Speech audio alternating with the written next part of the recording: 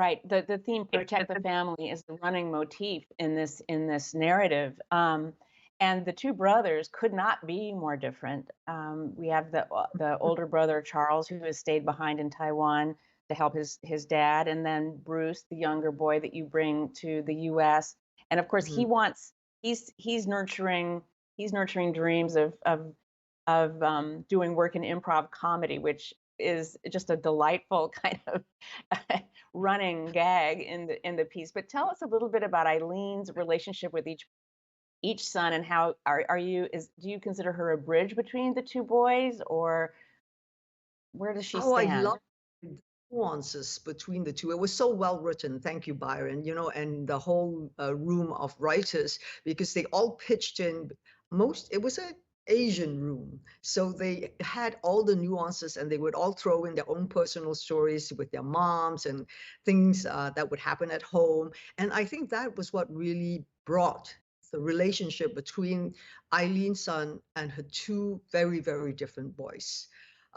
With Charles, Charles is quite a tragic figure because in many ways he could feel like he was the one who was abandoned by his mom because Eileen had to choose to save one son, at least one son, from her husband who has decided that the only one person that he could trust in the whole world that would defend him and protect him would be his son. So he basically turned his firstborn into an assassin.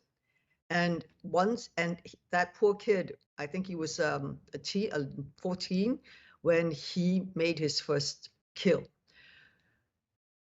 As a mother, it's beyond breaks your heart to see your child turn into that.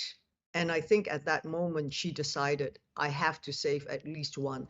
So in her story, it is one is nurture, one is nature, which is nurture.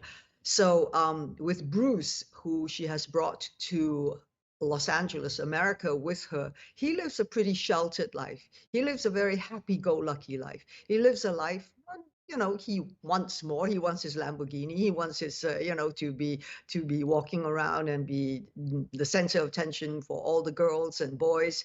But generally, he is a very good-natured boy. His brother, when he comes, the first thing he says, he's soft, and the mother defends and say he's sensitive, not soft. But he's not made out for that kind of life, which she tried to protect him from. So it's a mother doing her very best in, I think, the worst kind of situations to protect her boys.